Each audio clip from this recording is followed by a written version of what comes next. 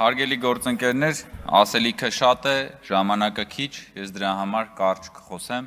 եւ քանի որ քննարկում ենք դատախազության տարեկան հաղորդումը, ես ուզում եմ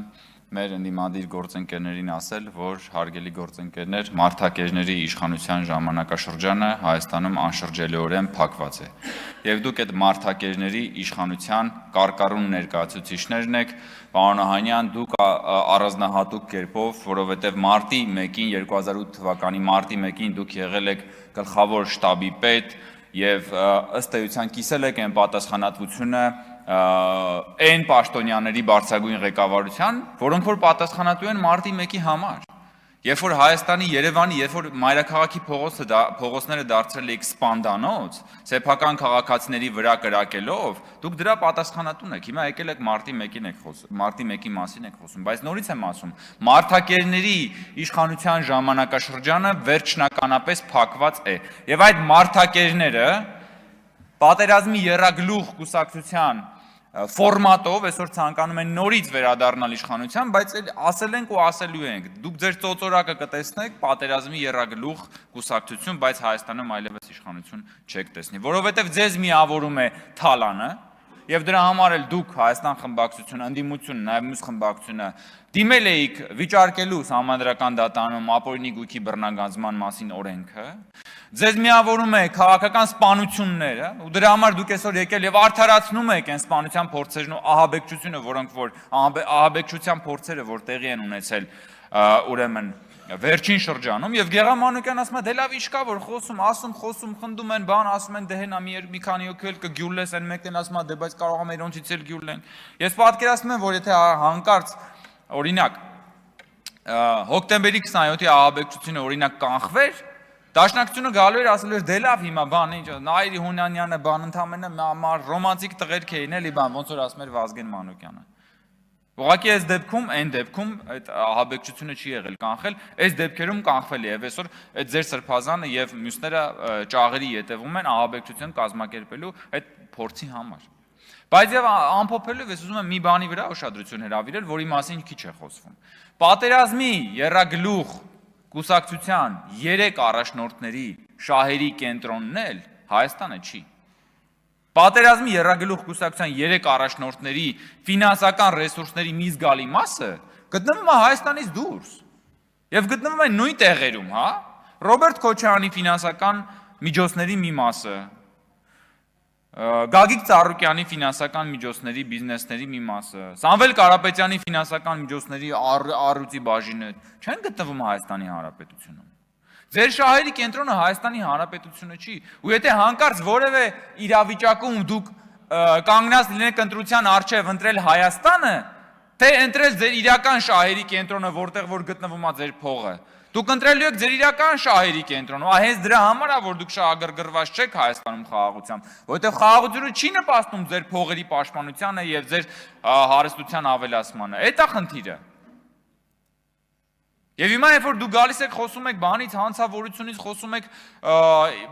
իրավական պետությունից եւ այլն, ժողովուրդ ջան, այդ ամենաթողության եւ մարդակերների իշխանության մեջ ծաղկել եք, դուք ծաղկել եք ձեր ունեցվածքը, ձեր ամեն ինչը։ Եվ նորից եմ ասում ամփոփելով, Հայաստանում մարդակերների իշխանությունը չի վերադարձվելու, որովհետև եթե պատերազմի եռագլուխ կուսակցությունը Հայաստանում հանկարծ որևէ կերպ նորից իշխանություն զավթվի, ոչ միայն արտաքին ագրեսիա է սանձազերծվելու, այլև սանձազերծվելու է մի այլանդակ ներքին ագրեսիա սեփական քաղաքացիների դեմ։ Այն օլիգարխների, բանդիտները ու հրոսակախմբերի ջոկատները, որ հիմա հեղափոխությունից հետո մտել են պատվալները, այդ ջոկատները պատվալներից դուրս են գալու եւ նոր ախորժակով հոշոտելու են, հարձակվելու են սեփական քաղաքացիների վրա։ Դրանք այդ հրոսակախմբերը մնալու են պատվալում եւ դուք էլ ձեր ուժերով հանդերձ շատ շուտով հայտնվելու եք քաղաքական պատվալում։ Հարգելի գործընկերներ, պարոն Մինասյան, ես ճիշտ լսեցի, որ դուք կոչ արեցիք նիստը վարողի իրավունքով։ Որ վարողը, պարոն Մինասյան։ Ես չեմ եղել այդ նիստին, ես չգիտեմ դուք ինչ եք ասում։ Ես նիստը վարողի իրավունքով հիմա ելույթ եմ ունենում եւ այս նիստը սկիզբ է առել այսօր առավոտյան ժամը 10-ին։ Պարոն Մինասյանը կոչ է անում մեզ դիտարկել այն վարկածը, ըստ որի հոկտեմբերի 27-ը կազմակերպել է թուրք-ադրբեջանական տանդեմը։ Ես ճիշտ եմ հասկանում, որ պարոն Մինասյանը կոչ է անում դիտարկել այն վարկածը, ըստ որի թուրք-ադրբեջանական տանդեմը Ռոբերտ Քոչարյանին Հայաստանում տրվել է անսահմանափակ իշխանություն։ Որովհետև եկեք համաձայնենք, Ռոբերտ Քոչարյանը 1999 թվականի հոկտեմբերի 26-ին անգլիական թագուհի էր, իսկ եւ հոկտեմբերի 27-ին, 28-ին, 29-ին եւ այդպես շարունակ դարձավ Հայաստանի լիիրված բռնապետ։ Շատ լավ դիտարկենք այդ տարբերակը։ Դա նշանակում է, որ թուրք-ադրբեջանական տանդեմը Ռոբերտ Քոչարյանին անգլիական թագուց վերածել է բռնապետի, որը հետագայում 10 տարի հետո էլ Հայաստանի մայրաքաղաքում այնպես արեց, որ կամ իր հրամանների արդյունքում ստեղծվեց մի իրավիճակ, որ 10 հոգի սպանվեց։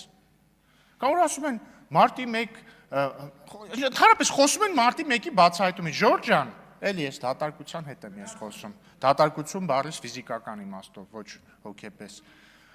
Ժորժ ջան, ով է սպանել այդ 10 հոգուն։ Անուշ Քլոյանը նստած է, Գոր Քլոյանին ով է սպանել։ Թուրք-ադրբեջանական տանդեմն է եկել Երևանի կենտրոնում սպանել, այլ մոլորակայիններն են սպանել, ով բոլշևիկներն են սպանել, ով է սպանել այդ մարդուն։ Չնայած եթե ձեր վարկածով գնանք, եթե հոկտեմբերի 27-ը տանդեմը կազմակերպել է, որպեսզի Քոչարյանը գա իշխանության, երևի կարանք ենթադրենք, որ տանդեմն է սպանել Քոչարյանի հրամանի հետևանքով։ Խոսում եք Ղարաբաղը հայկական լինելուց։ Ղարաբաղը հայկական էր մինչև 2023 թվականի սեպտեմբերը, երբ որ դուք իշխանությունը վերցրեցիք Ղարաբաղում, ձեր դրածոյին դրեցիք ընդ նախագահ,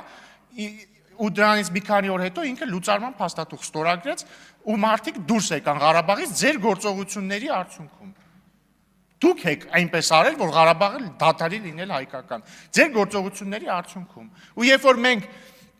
դրան նախորդող տարիներին խոսում էինք հնարավոր լուծումների մասին, ոչ թե ձեր հեքիաթների մասին, այլ հնարավոր լուծումների մասին, այնպես անել, որ մարդիկ մնան այնտեղ, շարունակեն ապրել իրենց հայրենիքում, դուք մեզ անվանում եք դավաճան, թրքասեր, չգիտեմ, ադրբեջանասեր, պարոն Մինասյանը էլ ինչ բնորոշիչներ օգտագործեց են հին դաշտակցական պլաստինկայի համեմատ, էլի, թրքասեր, դավաճաններ, եսի միջեր եւ այլն։ Այդ դուք դա մեզ ասելով եք զբաղված, երբ որ մենք ասում ենք Ժորժ ջան, եկեք իրենց անենք, այս մարդիկ կարողանան շարունակել ապրել Ղարաբաղում։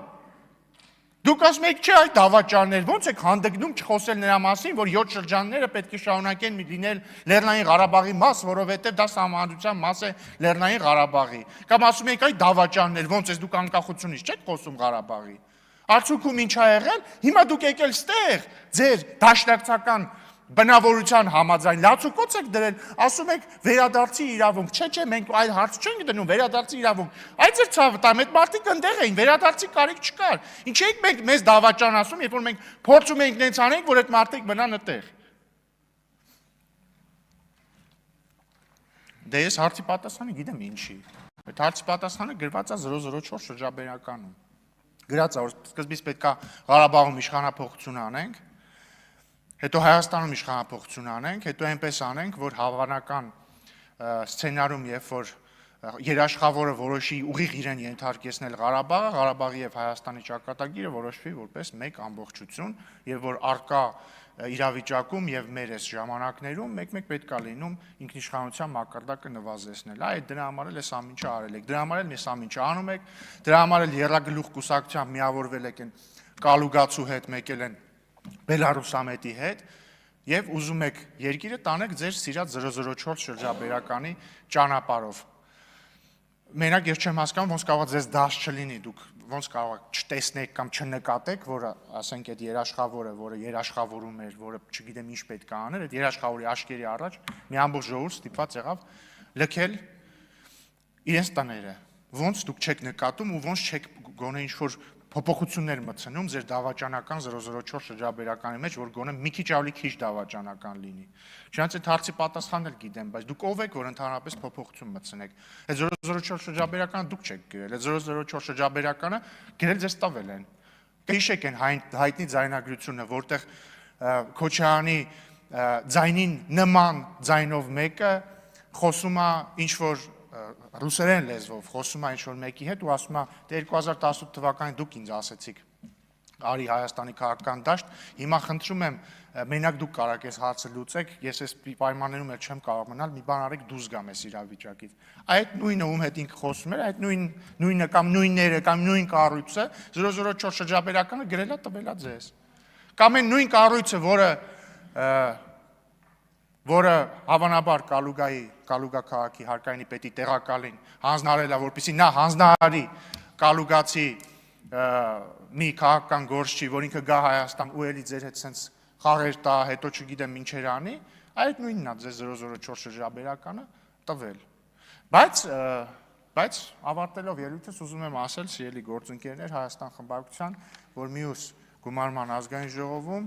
ես ձեզ չեմ կարոտի։ Բացառությամբ Արծվիկ Մինասյանի, որի հետ բանավիճելը ինձ միշտ հաճելի եղել, չնայած չգիտես ինչի թողեց եւ գնաց։ Տիկին Վարդանյան, հեսա ինքնավստահությունը կտեսնեք, հունիսի 7-ի գիշերը կտեսնեք ինքնավստահությունը, իսկ հիստերիկան ձեր ելույթում էր, իդեպ կարծում էի գոնե այդ 5-6 տարի առաջ Տիկին Ղազարյանին թիրախավորելու ժամանակ պետք է հագեցած լինեիք, նորից ինչու եք թիրախավորում ազգային ժողովի ամբիոնից չեմ հասկանում, կհիշեն մեր քաղաքացիները եւ Տիկին Վարդանյանը իր հրոսակախմբով, չգիտեմ քանի հոգով հետապնդում էր իր երեխային կերակրելու համար տուն շտապող Սոնա Ղազարյանին հարվածելով մեքենային, չգիտեմ ինչ, այ հիստերիկան է դա Տիկին Վարդանյան։ Երեկվանից մեզ հարգելի գործընկերներ ասում են, այ դուք խաբվել եք, դատախազը ձեզ խաբել է, աստղիկներ չկան, դուք ձեր գործընկերոջը անձեռնմխելիությունից զրկել եք հավատալով դատախազին։ Ես չէի ակնկալում, որ Տիկին Վարդապետյանը պետք է աստղիկները բերեր մեզ ցույց տար եւ մենք ասեինք լավ, վիճարկեք բովանդակությունը, ձայնագրության արկայությունը, ոչ թե աստղիկների արկայությունը։ Ես չգիտեմ աստղիկներ կան թե չէ։ Բայց օրինակ մարտի 1-ի զոհվածների դիակներ հաստատ կան, չէ՞ Տիկին Քլոյան։ Կան չէ դիակներ։ Այդ որ մարտի 1-ի մասին եք խոսում, պարոն Դանիելյանը հիսերի ելույթից հետո գնաց, ցավոք, ոնց կարա Ռոբերտ Քոչյանի ցուցակով падգամավորը մարտի 1-ից խոսի, լավ։ Հասկացանք Քոչյանն ասում է մեզ մսխել ենք, մեր կարբանները մեզ մաշացրել ենք։ Հերիք է, այնքան եք մաշացրել, պետք չի մաշացնեք։ Հերիք է, էլի շարունակեք մաշացնել։ Մարտի 1-ի մասին են խոսում։ Երբ որ զորքը, զինվորը հանվել էր քաղաքացու դեմ։ Ասում են բացահայտված չի, քաղաքացիներին հրահրել են, քաղաքացիները, չգիտեմ, ինչ են արել, միեդով արդեն ապացուցված է, որ ցուցարարները եղել են խաղաղ։ Միեդով սա արդեն ապացուցված հանգամանք է, ամոթ է այդ մասնակից քաղաքացիներին, զոհվածների հիշատակը հարգեք ու նման բաներ մի շահարկեք։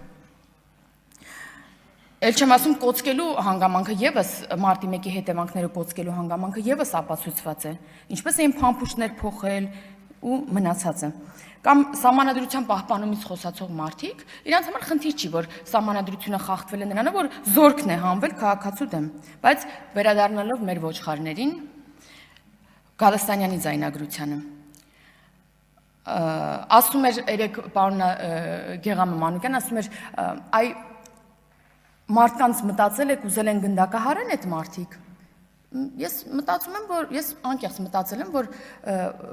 մտածել են իշխանության ներկայացուցիչներին գնդակահարել, ես այդ տպավորությունն եմ ունեցել, բայց հետո, երբ որ դուք ստացաք ամբողջական ձայնագրությունը ու հրապարակեցիք, ձեր փորած փոսը ընկաք, որովհետև պարզվեց ոչ թե իշխանության ներկայացուցիչներին, այլ կամայական մարդկանց էիք ուզում գնդակահարեին, էիք չէ, էին ուզում գնդակահարել, որոնք չէին հավատալու ձեր քարոզչությանը, անգամ ձեր թիմակիցներին գնդակահարելու հետ կապված, կամ այն մեքենաների վրա յուղ լցնելու հանգամանքը, մեքենաներ շրջելու ձայնագրության հատվածը, երկիրը քաոսի վերածելու հատվածը, այդ նույն աստղիկների հատվածը, ինչու չեք հրապարակում, այդ ձայնագրության այդ հատվածը, ինչու չեք հրապարակում, դուք դատարանից ստացել եք իրավունք հրապարակելու այդ ձայնագրությունները, թե որ ձայնագրությունները հրապարակելը ավելի վատ վիճակում կհայտնվեք։ Կամ եթե ձեր արդարները վստահեն, որ ապացույցները մտածածին են, ինչու են խոչընդոտում ու անիմաստ ձգձգում այդ դատական հայցերը։ միջնորդություններ են ներկայացնում եւ դատաքննական փուլ չի մտնում գործը։ Որովհետեւ ձեզ այս թեման ձեզ համար շահարկման քաղաքական շահարկման առիթ է, որովհետեւ ձեր բերանի մեջ ծամոն է այս հոգեվորականների թեման, բայց մեղադրյալի հարցերը պետք է հնչեն դատարանում, ոչ թե ազգային ժողովի ամբիոնից։ Այ եթե չխոչընդոտեն ու այդ հարցը շարունակվի քննվել դատարանում, հրապարակավ կտեսնի ժողովուրդը բոլորը, դուք էլ կհամոզվեք, որ այդ բոլոր փաստերն ոչ թե մտածածին են եւ այդ շահարկման նյութից կզրկվեք։ Այ դրա համար էլ գործը չեք թողում, որ դատարանում շարունակվի, որովհետեւ սպասում եք տեսնեք հունիսի 7-ին ինչ կլինի։ Կամ հոգեվորականների ծեսերի մասնակցության խաթարումից են խոսում տևական ժամանակը։ Ու խոսում են նույն էլի դաշնակցականները, որոնք ուզում եմ հիշեցնել, որ օրինակ Շիրակի թեմի առաջնորդի խոսքը սահմանափակեցին։ Մարդը ազատ էր, խոսում էր, ծեսերին էր մասնակցում, տարան երկիր մեդիա, իրանց կուսակցական լրատվամիջոց, հարցազրույցը վերցրեցին ու չհրապարակեցին։ Ինչի եք սահմանափակում այդ մարդու ազատ խոսքի իրավունքը։ Բայց տիկին դատախազ իրականում շատ գնահատելի է ձեր հսկայածավալ աշխատանքը, որքան էլ ոմանք փորձեն այս ամբիոնից դա փոքրացնել։ Ասում են, այ ընդհանրապես ապօրինի գույքի բռնագազման գործով մեկ վճիռ կա։ Հատուկ մոլորեցնելով հասարակությանը ու չասելով, որ այդ օրենքը իրենք են ձեռքի բռնած տարել ու վիճարկել սահմանադրական դատարանում։ Ու ընդհանրապես ամիսներ առաջ է սահմանադրական դատարանը եզրակացություն տվել, որ այդտեղ սահմանադրականության հետ կապված խնդիր չկա։ Այ դա չեն ասում։ Իդեպ այդ ձեռքի բռնածներից մեկն էլ այսօր կալուգացի օլիգարխի շահերն է պաշտպանում, բանա, բայց այդ մի դրվագել էլի ասում, այդ որ բոլորով միասին այդ նույն մետադիչկան եք սկսում, նույն օրը նույն ժամին թիրախավորել, այ դա շատ ծիծաղալի է։ Այդ ոնց եղավ, որ նույն օրը նույն ժամին սկսեցիք բոլորով 300,000 ադրբեջանցիների վերադարձի մասին խոսել։ Ոնց եղավ։ Մենք ենք, մեր թիմն է բանակցում, ասում ենք տենց բան չկա։ Անգամ ադրբեջանցի պաշտոնյան ուրիշ ժամանակ ինչ որ մի ՀԿ-ի գործավարի խոսքը կբերեք ստեղ կթիրախավորեք, այդ բանը կանեք, կշահարկեք։ Բա Ադրբեջանի խորհրդարանի պաշտպանության հանձնաժողովի նախագահը խոսել ու ասել է նման բան չկա։ Վերադարձի, վերաբնակեցումը իրատեսական չի։ Անգամ ասել է, որ դա Հայաստանում ներքին այդ շահարկման լարվածություն առաջացնելու համար է ընդհանրապես այդ թեման, նման թեմա չկա։ Ու ինձ համար ամոթ է, որ ձեր ադրբեջանամետ թեզերը հերքում է ադրբեջանցին։ Բայց քանի որ շատ ժամանակ չունեմ, ուղղակի ուզում եմ վերջում ասել, որ մի ձգձգեք այդ դատական գործերը անիմաստ, թողեք թո հաջորդ փուլը անցնի գործը դատարանում եւ մենք բոլորս լսենք արդեն ապացույցները, որովհետեւ միևնույն է հունիսի 7-ին սպասելու կարիք չկա, դուք արդեն իսկ պարտված եք եւ եւս մեկ անգամ ձեզ մերժելու է քաղաքացին։ Հարգելի գործընկերներ, մեզ է այցելել Լատվիայի նախագահ Էդգար Ռինկևիչը, առաջարկում եմ ողջունենք նրան։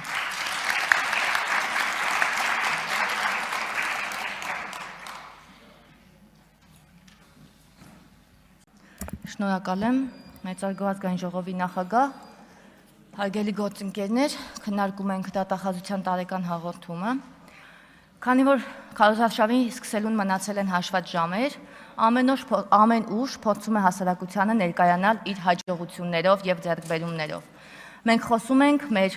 կատարած բազմաթիվ աշխատանքներից, ձեռքբերումներից, հաջողություններից, իսկ դաշնակցությունը խոսում է միայն քրեական գործերից, որոնք իրենց վերջին հնգամյակի քաղաքական ձեռքբերումներն են։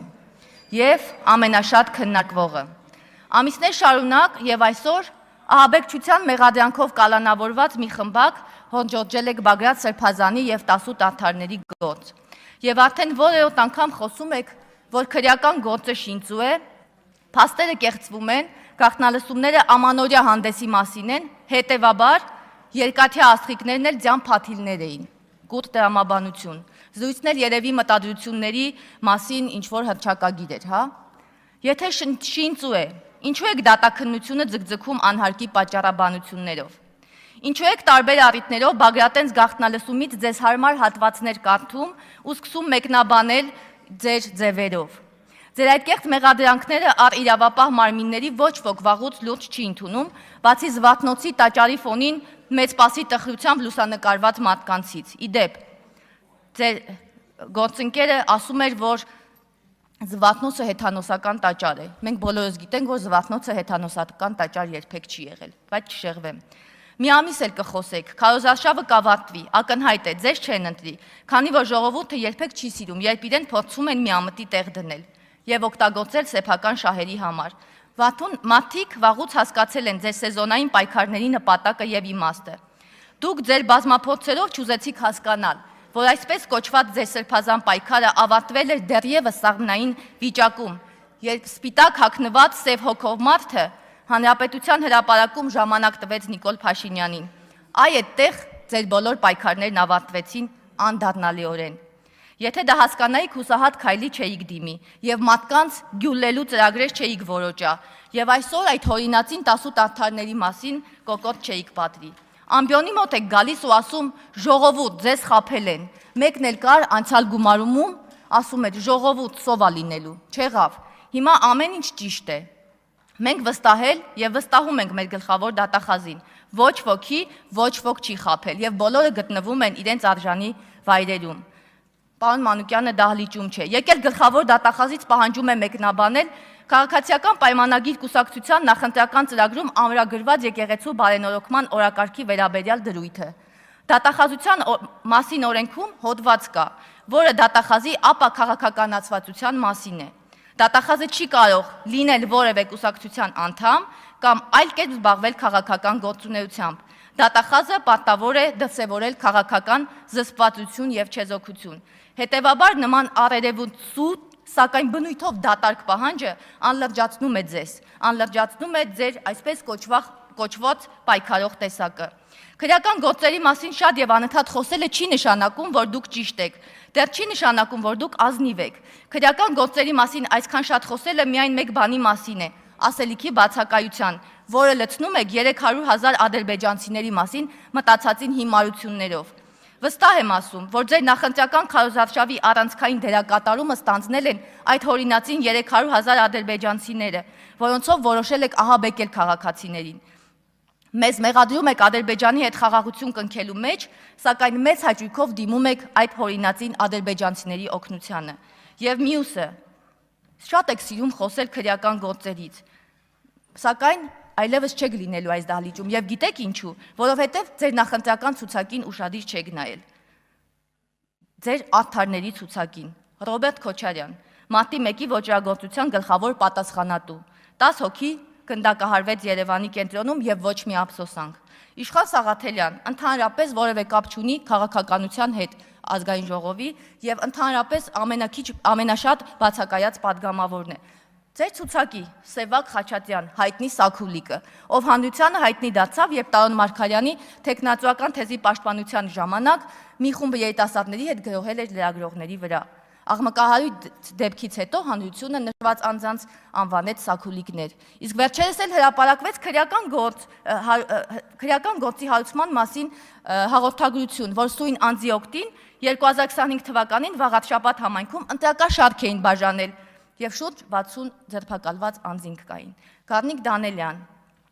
հայտնի է Ոսկեպարի եկեղեցին ադրբեջանական կողմին թողնելու ամենակեղծ լուրի տարածմամբ եւ հաստատմամբ։ Իդեպ մինչեւ օրս ներողություն չի խնդրել։ Գերասիմ Վարդանյան, մի հիանալի անձնավորություն, մեղադրվում է 2020 թվականի նոյեմբերի 9-ին տեղի ունեցած իրադարձությունների արդիվ հարուցված քրեական գործի շրջանակում զանգվածային անկարգություններ եւ լրագրողի աշխատանքը խոչընդոտելու համար 2020 թվականի նոյեմբերի 9-ի գիշերը ներխուժել էր Ազատություն ռադիոկայան։ Նարեկ Մանթաշյան, նորից ձեր ցուցակի մի հիանալի անձնավորություն, մասնակցել է նոյեմբերի 9-ին կառավարության շենքում կատարվող զանգվածային անկարգություններին։ Սա նախնական, շատ չեմ ուսումնասիրել, բայց փառահեղ նախընտրական ցուցակ ունեք, որով ներկայանում եք հանրությանը եւ խոսում արդարությունից, արդարադատությունից, ազնվությունից եւ այլ վերգաղափարներից։ Սա ձեր մտածածին 18 արդարների պես մի բան է։ Ես պնդում եմ, որ դուք ունեցել եք շանս հանրությանը ներկայանալ այլ տեսանկյունից, սակայն չեք կարողացել, քանի որ ձեր արժեհամակարգը շարունակում է մնալ սաքուլիկային։ Դուք այդպես էլ չհարմարվեցիք ժողովրդավարության թելադրած կանոններին, բացի նրանից, որ խոսքի ազատությունը շփոթեցիք սանձարձակության հետ։ Ամփոփ եմ, ձեզ առնչվող քրեական գործերը շինծու անվանելով, դրանք շինծու չեն դառնում։ Դադարեք մանտրայի պես կրկնել այդ խոսքերը։ Իսկ 44-օրյա քննիչ հանձնաժողովի վերաբերյալ խոսելիս անընդհատ եւ քրեական գործերից խոսելիս եւ զարմանալիս, պարոն Օհանյան, ձեր որդու վերաբերյալ քրեական գործը ուղարկվել է դատարան 2025 թվականի ապրիլին։ Ազնիվ եղեք, տիկնայք եւ պարոնայք, որովհետեւ դեպի ազնիվ կյանք տանող ճանապարհները շատ են։ Փորձեք օգտվել դրանցից։ Մեծարգո փոխոսնակ, հարգելի պատգամավորներ, հարգելի տիկին գլխավոր դատախազ, մեզ հետևող սիրելի քաղաքացիներ, Գառնիկ Դանելյանը նոր է իր համար բացահայտում մարտի 1-ի դեպքերը, նոր է բացահայտում, որ քաղաքացիները ստիպված են եղել դիմել ինքնապաշտպանությանը, որովհետև ինչպես ազգային ժողովի մոտ տեղի ունեցած դեպքերի ընթացքում էինք մենք որպես պետություն պաշտպանվում օտարից գործուղված Հայաստան սուբյեկտներից, այդպես էլ մարտի 1-ին ժողովուրդը ստիպված էր պաշտպանվել։ Ես այսօր կօգտվեմ նաև այն հնարավորությունից, որ հաճախ մեր ընդդիմադիրները անում են եւ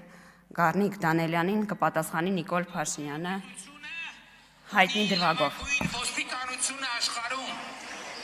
բայց ես ուզում եմ մեկ մի բան հասկանալ։ Ոստիկանությունը Հայաստանի Հանրապետության այն ոստիկանությունը, որ ծառայում է Հայաստանի Հանրապետության դրոշի եւ զինանշանի ներքո, այդ ոստիկանությունը Հայաստանի Հանրապետության պետականության պաշտպանն է։ Պարոն Դանելյան, մի օր չլսեցինք դուք ցույցերին, պետությունը պաշտպանեք։ Նիկոլ Փաշինյանը սա ասում է որպես ընդդիմադիր քաղաքական գործիչ։ Ասում է սա Սասնա ծռերի դեպքերի օրոք։